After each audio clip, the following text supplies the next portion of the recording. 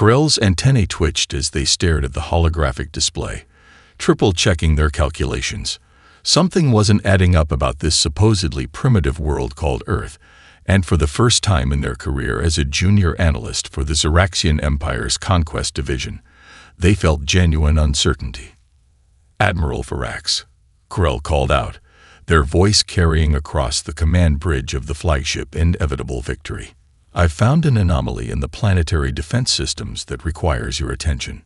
The Admiral, a towering figure with battleship gray scales and cybernetic enhancements gleaming along his spine, turned with the practiced slowness of someone used to being waited upon. "Analyst Corell, your enthusiasm for detail is noteworthy. What seems to be a problem?" Corell projected their findings onto the main viewing screen. The human civilian satellite network is significantly more advanced than their military infrastructure.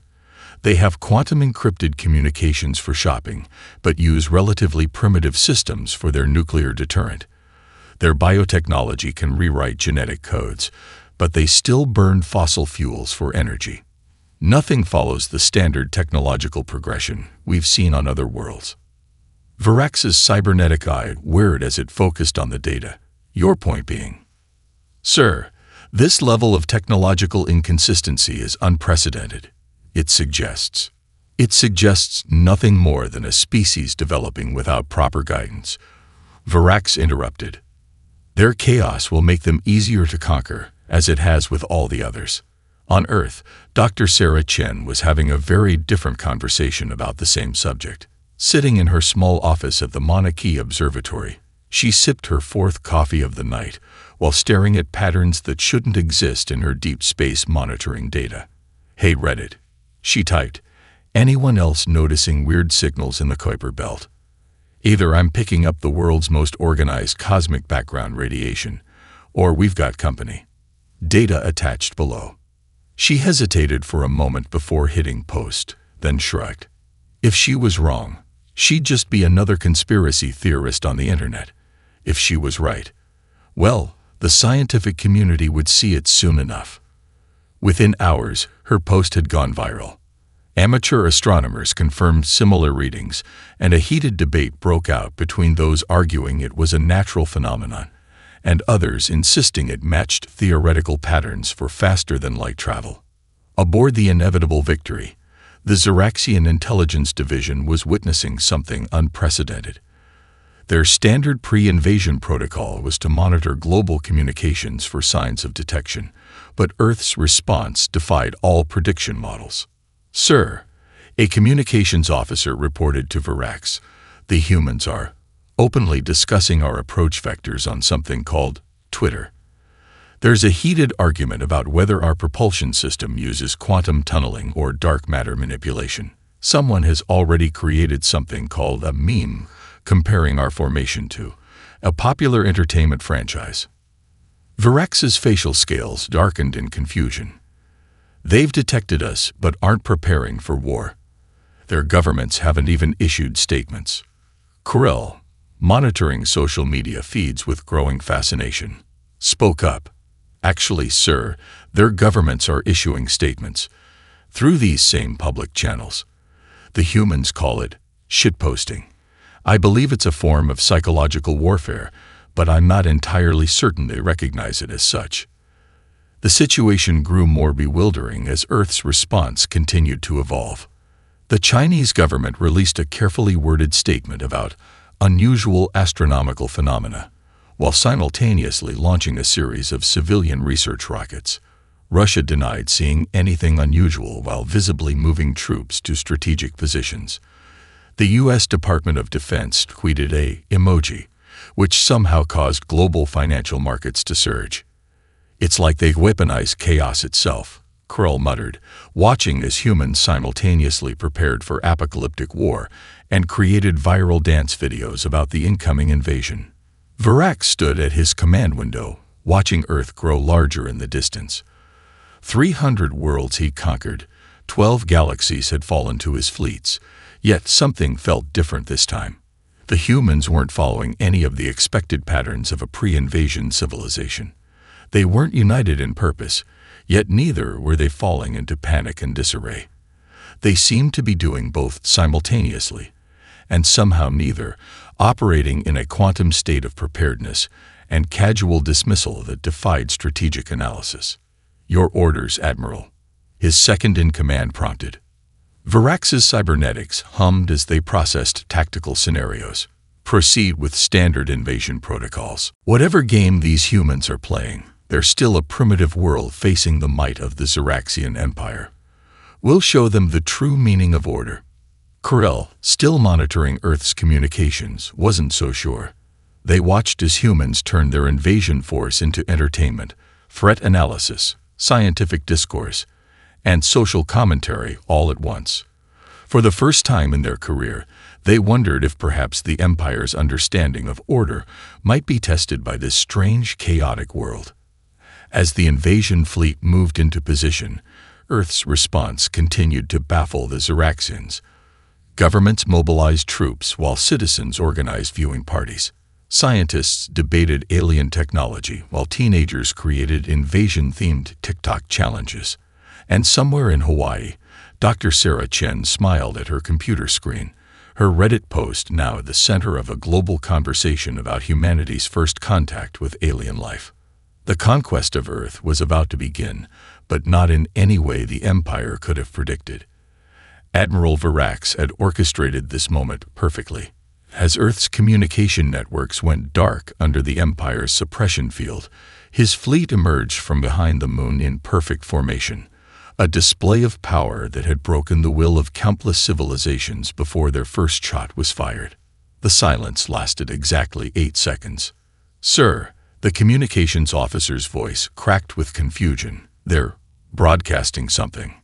Through the flagship's speakers came an unfamiliar rhythm, accompanied by words that would haunt the Empire forever. "Never gonna give you up, never gonna let you down."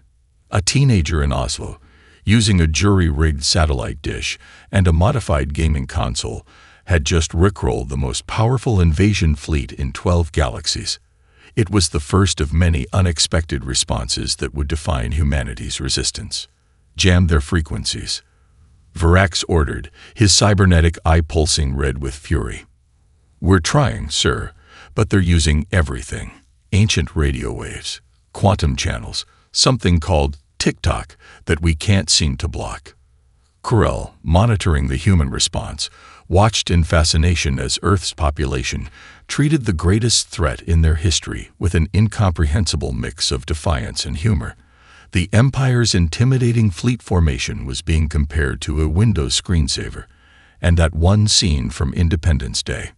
Someone had already created a parody music video using footage from their emergence.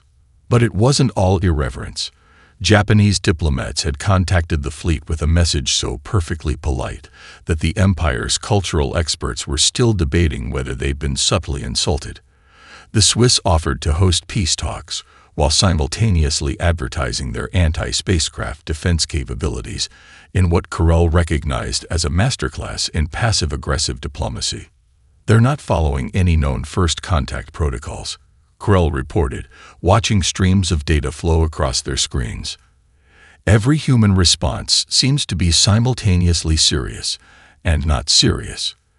They're treating this as both an existential threat and entertainment."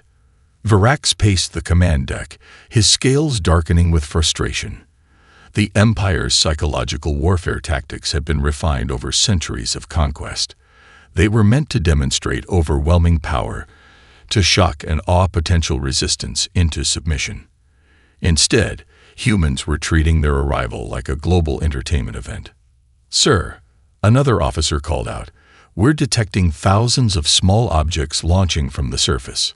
For a moment, Varax felt relief. Finally, a military response they could understand. Then the objects got closer, and their sensors identified them. Paper airplanes, many carrying messages. Some were peace offerings. Others contained scientific equations seeking to understand the Empire's technology, and more than a few displayed what humans called memes. The psychological warfare experts were near breakdown. "How do we intimidate a species that responds to threats with jokes?" one demanded. They're somehow maintaining diplomatic relations while simultaneously mocking us. Is this coordinated? Random? Are they tactical geniuses or completely insane? Corell, who had begun to develop a strange appreciation for human culture, offered a tentative answer. I believe, sir, they are both. Their strength appears to be their ability to maintain multiple contradictory responses simultaneously. Virax ordered a demonstration of power, a precise strike that would vaporize an uninhabited island. The humans responded by turning the resulting light show into a background for dance videos, while their scientists published detailed analyses of the Empire's weapons technology. The final straw came when the Empire's grand ultimatum, a masterpiece of threatening rhetoric that had made kings weep on other worlds, was met with an unprecedented response. Within hours, humans had turned it into a copy-pasta, created alternate versions in multiple languages, and somehow set it to music. Perhaps, Corell suggested, watching a cat video edited to include their invasion fleet, we should reconsider our standard approach. Virax stood at his command window, watching Earth's lights twinkle below. In all his years of conquest, he'd never encountered a species that simply refused to be properly intimidated. The humans treated existential threats like entertainment while simultaneously preparing for war, conducted diplomacy through jokes while mobilizing serious defenses, and somehow maintained their chaos even in the face of certain doom. Launch the first wave, he ordered finally. Let's see how they joke when faced with actual combat. Corell, still monitoring Earth's communications, noticed something concerning. The humans seemed almost eager for the fight to start. Their response hadn't been divided into fear and courage, as with other species. Instead, they'd turned their very confusion into a weapon, their chaos into a shield. As the first wave of troops prepared to launch, Earth's disrupted communications suddenly synchronized for a brief moment. Across every frequency, in multiple languages, came a simple message. Welcome to Earth. Let's see what you've got. The real battle was about to begin, and for the first time in his career, Virax felt something he'd never expected. Uncertainty. The Xeraxian Empire's assessment chamber aboard the inevitable Victory had never been so chaotic. Holographic displays showed Earth's militaries conducting war games against each other, even as the invasion loomed. Intelligence officers argued over intercepted communications that seemed to make no tactical sense. They're fighting amongst themselves, one analyst exclaimed. The Americans are running naval exercises near China. Russia is mobilizing along European borders, and India and Pakistan are still maintaining their usual standoff. This level of disunity should make them perfect conquest targets.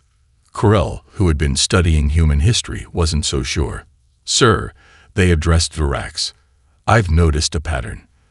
Throughout their history, humans fight constantly among themselves, but they show an unusual ability to unite against external threats while maintaining their internal conflicts. Virax's cybernetic eye whirred as he processed this information. Impossible. No species can maintain that level of cognitive dissonance. But the evidence was mounting. In Geneva, a secret meeting was taking place in an ordinary cafe. Representatives from traditionally hostile nations shared intelligence over expensive whiskey and cheap coffee. A Russian general passed satellite data to his American counterpart while they argued about whose country made better vodka. Iranian and Israeli intelligence officers debated invasion strategies while sharing a plate of Swiss chocolates. Most concerning, Corell reported, is their resistance structure. It's everywhere and nowhere. Their antennae twitched as they displayed new data. Humans are organizing through their entertainment systems. Gaming communities are becoming resistance cells. Something called knitting circles are sharing encrypted messages through pattern designs. Even their social media influencers are distributing survival information between makeup tutorials. The Empire's tactical eye was approaching breakdown, trying to map Earth's defense structure. There was no central command to target, no unified strategy to counter. Instead, humans were creating a web of resistance through their chaos, turning their disorganization into an advantage. Look at this, another analyst called out. A group called Preppers, previously dismissed as paranoid by their own society, are now conducting survival training for their communities. Sports fans are converting statistical analysis skills to tracking our fleet movements. Bird watchers are using their observation networks to monitor our scouts. Virax watched the displays with growing concern. Every standard metric for planetary conquest was being disrupted by human behavior. Their very disunity was becoming a shield, strike one node, and the others adapted and continued. In a secured bunker somewhere in Geneva, humanity's official response was equally chaotic. Nations maintained their usual rivalries and power plays even while coordinating against the alien threat. China and the US competed to develop anti-alien weapons while sharing their research through backdoor channels. European nations argued about funding distributions while jointly developing defense systems. "Sir," Corell reported, "I've detected something else. Humans are using their entertainment channels to prepare their population for resistance." They displayed examples. Movies about alien invasions were being analyzed for tactical insights. Science fiction authors were consulting with military strategists. Video games were being studied for simulation value. But junior analysts burst into the assessment chamber. "Sir, we've detected a new type of communication network forming. Humans are using something called memes to share resistance strategies. They're turning our invasion into a global inside joke that contains actual tactical information." Virax's scales darkened as he studied the reports. The Empire had conquered species with superior technology, better weapons, and stronger defenses, but they'd never faced a species that could maintain such sustained chaos while simultaneously coordinating effective resistance. "Launch the first strike," he ordered finally. "Target their major military installations.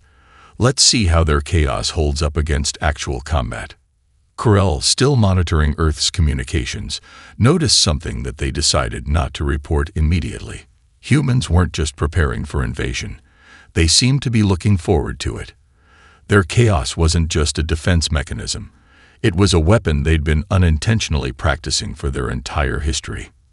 As the Empire's ships moved into attack position, Earth's fragmented communications carried an undertone that even the Empire's best psychologists couldn't quite decipher: excitement.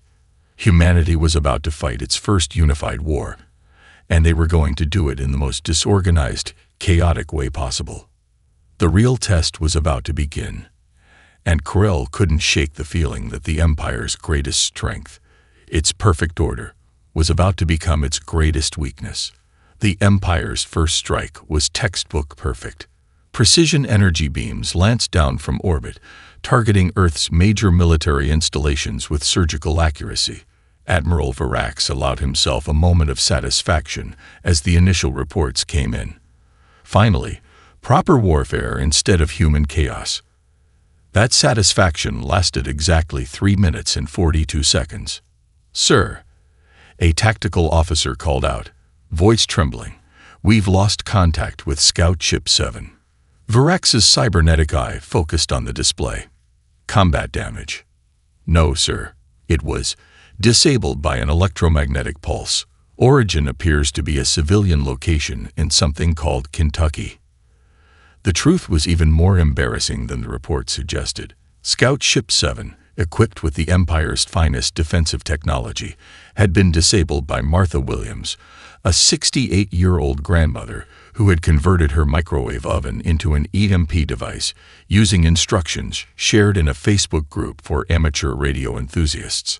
Across the globe, the Empire's perfect battle plan was unraveling in ways no military simulation could have predicted. In Rio de Janeiro, soccer fans had repurposed their stadium's massive lighting systems into makeshift anti-aircraft weapons. The curved arrays of lights, normally used for illuminating matches, now focused concentrated beams of energy that played havoc with Xeraxian sensors. "Sir, we're receiving reports of resistance from everywhere," Corell reported, their antennae twitching in confusion. "There's no pattern to it. No central command. They're just fighting back however they can." In Siberia, Russian special forces shared their last bottle of vodka with American Green Berets before launching a joint operation that involved using an oil pipeline as an improvised projectile delivery system. The Xeraxian troops never expected the combination of high-pressure physics and special forces ingenuity. Indian tech support workers, already masters of navigating complex systems, turned their skills to warfare. Call centers became cyber warfare headquarters, launching attacks on imperial systems between handling customer service calls. "Have you tried turning your invasion off and on again?" became an unexpected battle cry. Virax watched in growing horror as his carefully coordinated attack dissolved into thousands of unpredictable skirmishes. The Empire's troops, trained for organized warfare, found themselves facing opponents who refused to follow any recognizable military doctrine. "Report from the Australian front," an officer announced. "Our ground forces are being harassed by something called EMAS. The locals apparently lost a war to them once and are now using them as tactical allies." Kurel, monitoring the situation, noticed a disturbing trend. "Sir, they're adapting to our technology faster than predicted. Humans are learning through failure. Each defeated attack teaches them something new." In Kenya, Maasai warriors had discovered that their traditional lion tracking techniques worked surprisingly well against Xeraxian stealth units. Vietnamese farmers repurposed rice paddy irrigation systems into traps that shorting out Imperial armor. Canadian maple syrup farmers used their understanding of viscosity and temperature control to create adhesive barriers that immobilized enemy vehicles. "This isn't warfare." Virax exploded, his scales darkening with rage. "They're not following any of the established protocols for planetary defense. That appears to be their advantage," Kurel observed quietly. "We prepared for every type of organized resistance. We didn't prepare for this." The crowning moment of chaos came when a group of American Girl Scouts, coordinating with Navy SEALs, managed to disable an Imperial command post. The Scouts' cookie sales network proved surprisingly effective at distributing tactical information, while their skill at coordinating door-to-door campaigns translated unexpectedly well to guerrilla warfare. "Sir," Kurel reported, studying the latest data, "I believe we may have fundamentally misunderstood human warfare. They're not fighting as a species or even as nations. They're fighting as individuals, families, communities, each in their own way."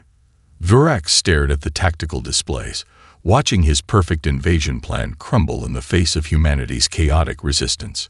The Empire's greatest strength, its unified, coordinated approach to warfare, was becoming its greatest weakness against an enemy that fought like billions of independent units.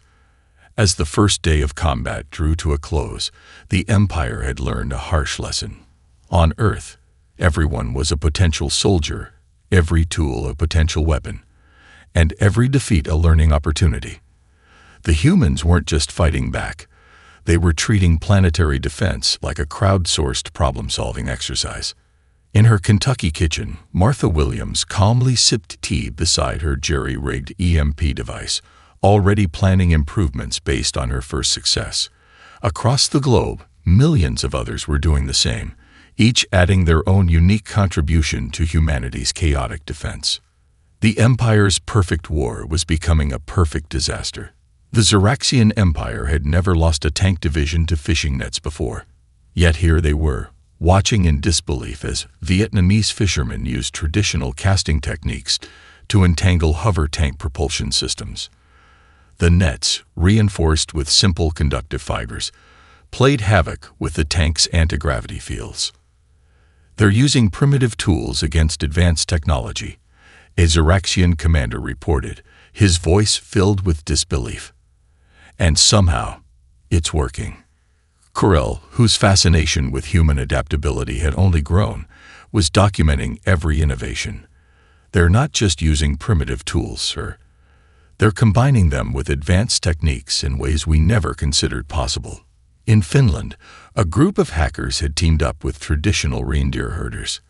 The herders' understanding of Arctic terrain, combined with modern cyber warfare, turned the frozen landscape into a death trap for Imperial forces. Invasion ships, their navigation systems compromised, found themselves herded into natural ice formations by patterns of heat signatures that mimicked migrating reindeer. The Empire's attempt to adapt to these tactics only revealed another layer of human unpredictability. When they modified their weapons to counter EMP attacks, humans switched to simple kinetic weapons. When they hardened their armor against physical impacts, humans responded with chemical solutions derived from common household products. "Sir," Corell reported to Virax, "we've confirmed that Operation Chaos Cookie is real. The Earth's Girl Scout organization has combined with multiple Special Forces units. They're using cookie sales routes to map our patrol patterns. And, sir, they've weaponized their merit badge system into a military training program." Virax, whose cybernetic enhancements were developing a stress-induced glitch, watched the tactical displays with growing despair. How are they organizing all this? There's no central command, no unified strategy. "That's just it, sir," Corell explained, their antennae twitching excitedly. "They're not organizing it. Every group is adapting independently, sharing information through their social media networks. It's like watching evolution happen in real time."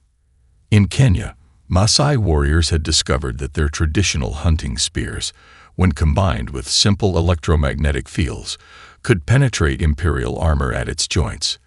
Bedouin tribes in the Middle East used ancient desert navigation techniques to trap Imperial scouts in electromagnetic sandstorms. Swiss mountain guides turned their avalanche control systems into devastating weapons against ground forces.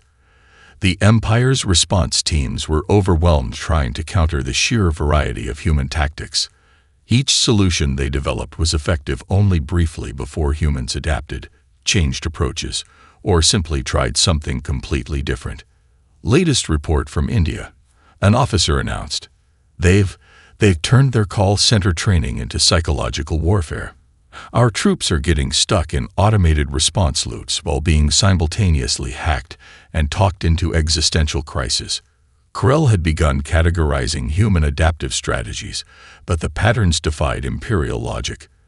"They're treating warfare like a creative exercise," they reported.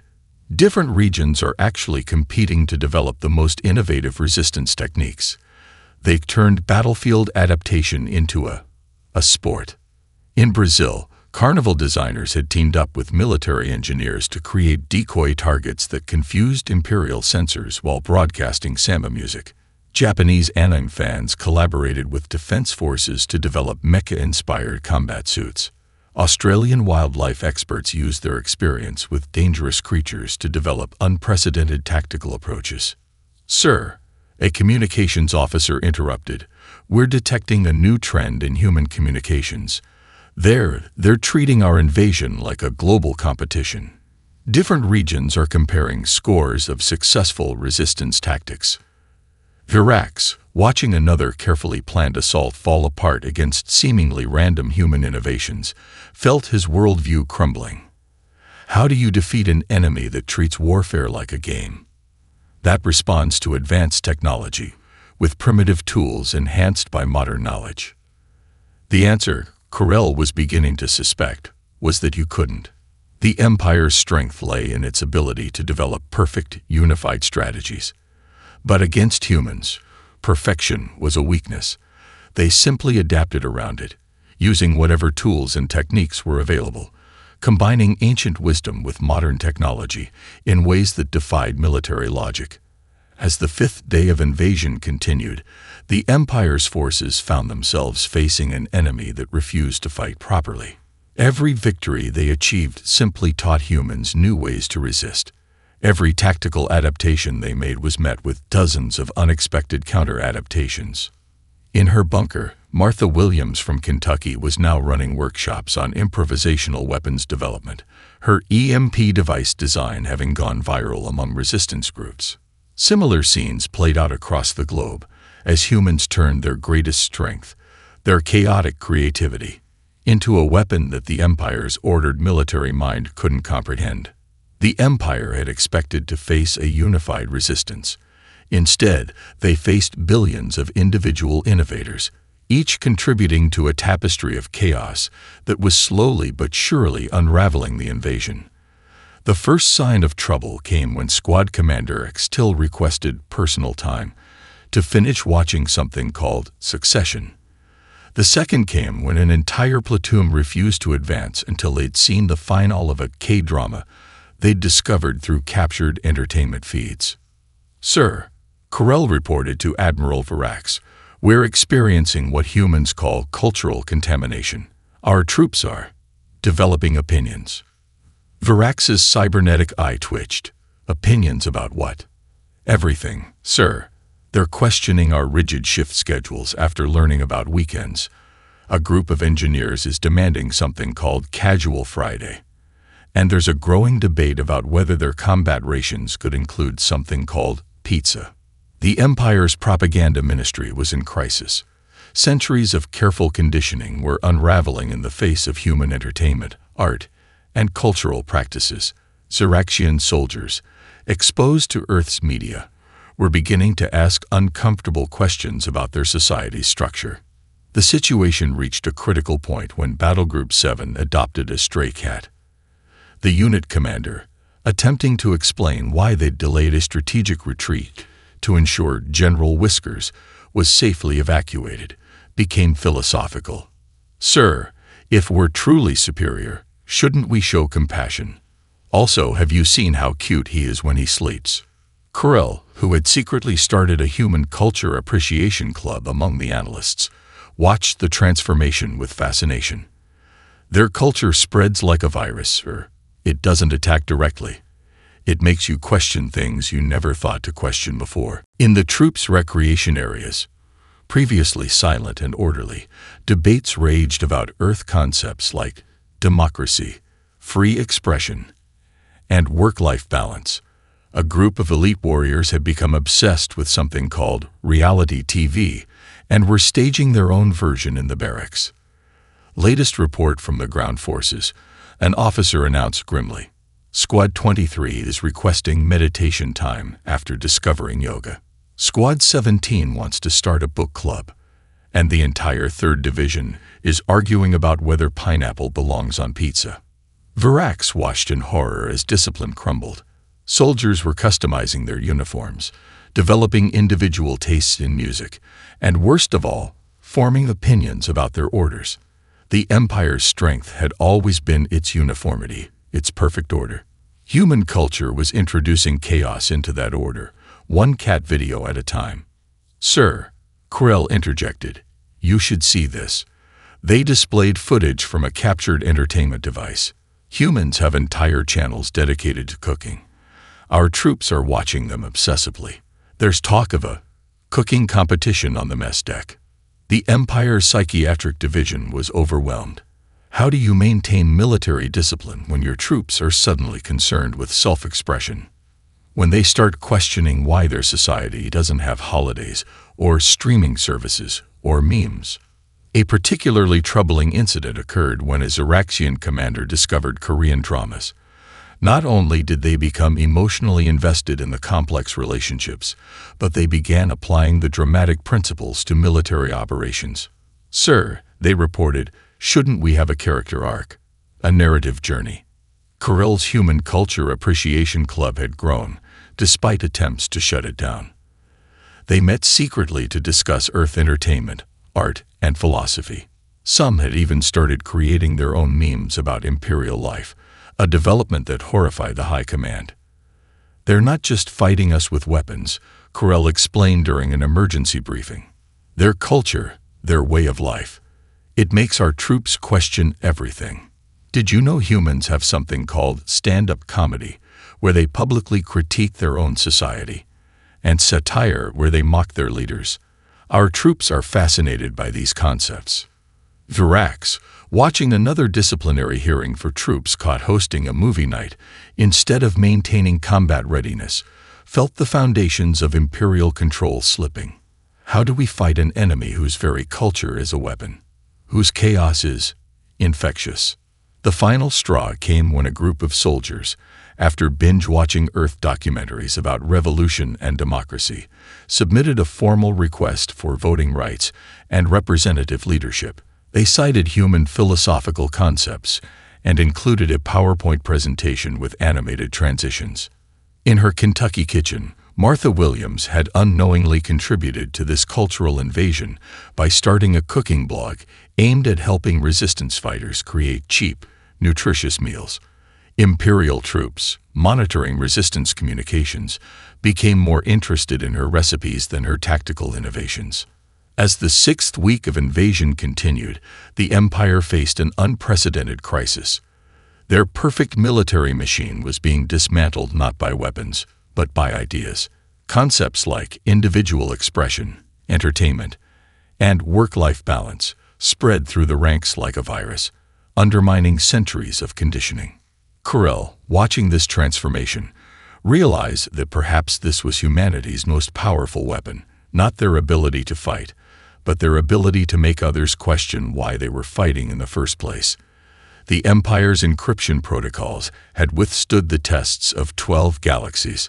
They crumbled before a coalition of boarded professionals, amateur radio enthusiasts, and a teenage hacker who cracked the code while waiting for her pizza delivery. How? Virax demanded, his cybernetic eye practically strobing with fury. How did they break encryption that's defeated advanced civilizations? Corell, who had been studying the breach, offered an explanation. Sir, our technology is perfect, and that's the problem. It's designed for perfect conditions. Humans are messy. They've spent centuries dealing with imperfect systems. They don't try to achieve perfection. They work around problems. The truth was even more embarrassing than Corell's assessment. The Empire's advanced systems had never faced an enemy that combined high-tech attacks with low-tech solutions. When sophisticated cyber warfare failed, humans simply tried old mechanical exploits.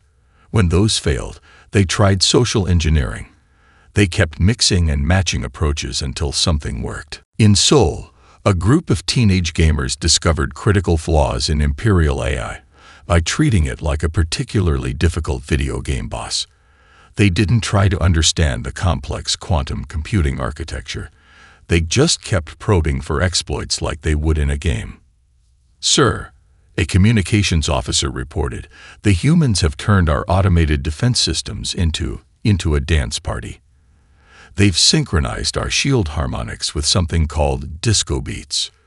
The Empire's technical superiority, built on perfect efficiency and flawless operation, proved surprisingly vulnerable to human-style improvisation. Their AI couldn't handle human logic. Their perfect systems crashed when faced with imperfect, unexpected inputs. Corell had begun documenting the various ways humans were turning Imperial technology against itself. They're not trying to defeat our systems, they explained. They're finding ways to repurpose them.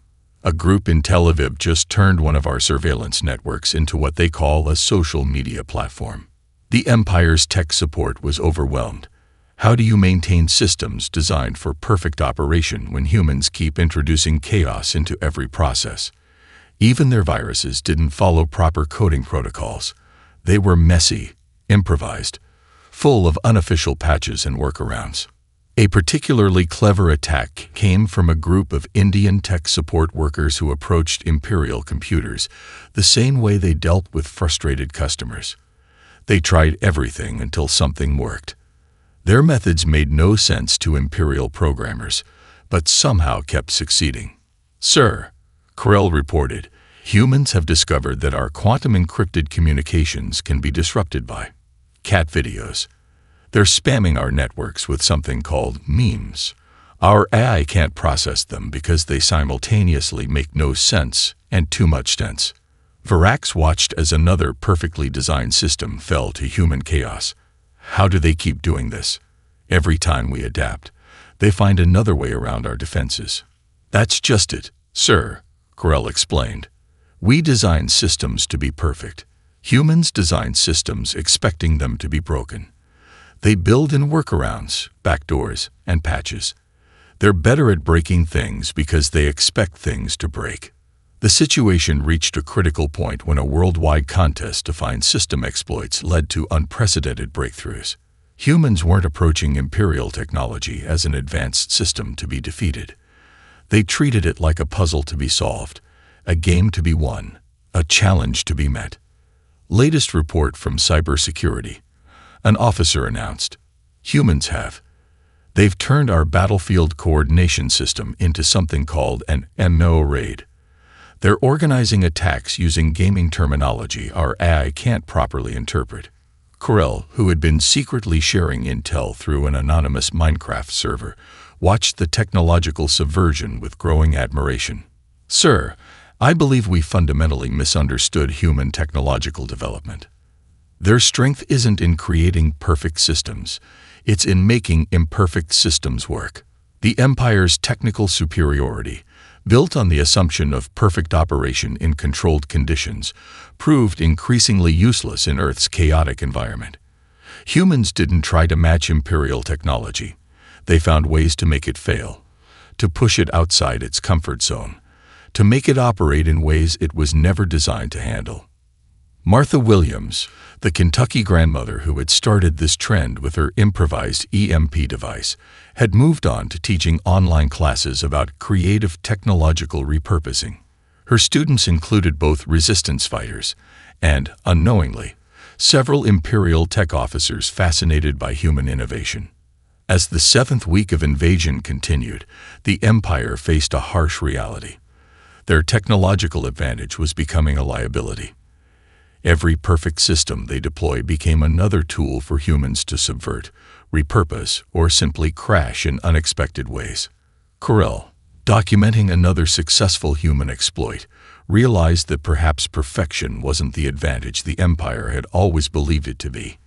In a universe of chaos, the ability to work with imperfection might be the greatest strength of all. The end of the Xeraxian Empire's first failed invasion didn't come with a decisive battle or a heroic last stand.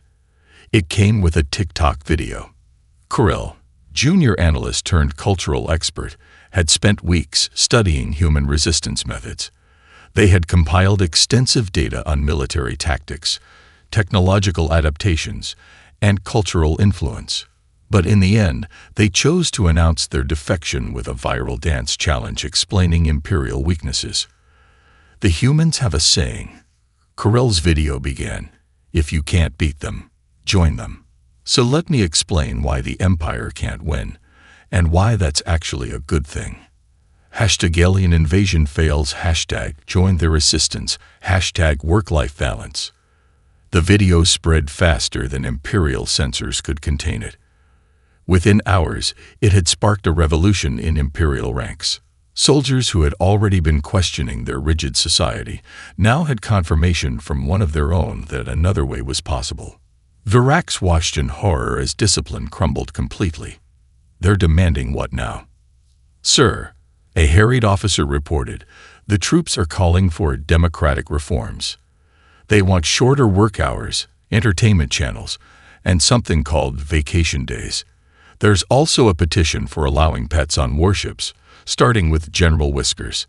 The Empire's perfect military machine had been undone, not by superior firepower or advanced technology, but by exposure to human ideas. Concepts like individual expression, work-life balance, and the right to question authority had infected their ranks like a virus. Latest reports from the fleet, another officer announced. Multiple ships are reporting. Crew talent shows. They're calling it Xeraxians Got Talent and streaming it across battle frequencies. But the real crisis came from the occupied worlds across 12 galaxies. Corell's video had reached them too, along with humanity's message of chaotic resistance. Species that had lived under Imperial rule for centuries were discovering Earth's culture, its methods of resistance, its irreverent approach to authority. Martha Williams, the Kentucky grandmother who had started the technological resistance movement, had become an unlikely galactic celebrity. Her cooking blog, which mixed recipes with resistance tactics, had subscribers from across the Empire. "You don't need fancy weapons," she wrote. "You just need creativity, determination, and maybe a good casserole recipe. Virax stood on his command deck, watching his perfect invasion force disintegrate. Ships were breaking formation to get better streaming signals. Combat units were organizing craft workshops. The Imperial Guard had started a band. "Sir," Corel transmitted from their new position on Earth, "humanity never needed to defeat us militarily. They just needed to show us a different way of existing. Did you know they have something called weekends and music festivals? And they let people choose their own careers." The final blow to Imperial authority came when troops began sharing human memes about workplace culture. Suddenly, centuries of rigid hierarchy were being questioned through humor. Officers found themselves facing not insubordination, but something worse: jokes about their management style. "We could continue the invasion," Virax's second-in-command suggested. "But morale is, well, the troops are asking why we're working overtime without compensation. They're citing human labor laws." Virax, his cybernetic enhancements glitching from stress, faced the hardest decision of his career. The Empire could potentially still win through sheer military might, but at what cost? Their society was already transforming. Their perfect order had been disrupted by human chaos, and surprisingly, many of their people preferred it that way. "Send the withdrawal order," Virax finally commanded. "But make it look like a strategic redeployment. We need to save face." "Too late, sir," an officer reported. "Someone just posted Empire Invasion fails compilation number 7 set to something called Yakety Sax. It's gone viral across 12 galaxies." The Empire's retreat wasn't just a military withdrawal. It was a cultural revolution. Across their territory, subjected species were discovering Earth's traditions of resistance, of questioning authority, of finding strength in chaos rather than order. Corel, now teaching a class on comparative galactic cultures at a human university, summed it up in their final report. "The Empire didn't just lose a military campaign. We lost our certainty. Humans showed us that perfection isn't the highest goal. Adaptation, creativity, and the freedom to evolve are more powerful than any weapon." In the aftermath, the Empire underwent unprecedented changes. Democratic reforms swept through their society. Their rigid hierarchy gave way to more flexible structures. They even adopted some human customs, though Virax drew the line at casual Fridays. Martha Williams' cooking blog became required reading at the Imperial Academy, not for her tactical advice, but for her lessons on adaptability and creative problem-solving. General Whiskers was officially recognized as the Empire's first therapy animal. And somewhere in the vast bureaucracy of the reformed Empire, a new regulation was added. Before invading any planet, check their entertainment channels. If they can turn their own chaos into strength, they're probably not worth the trouble. The Empire had come to Earth expecting to find weakness in humanity's chaos. Instead, they found a strength they never knew they needed: the power to embrace imperfection, to adapt, to change, and sometimes to just dance to the music.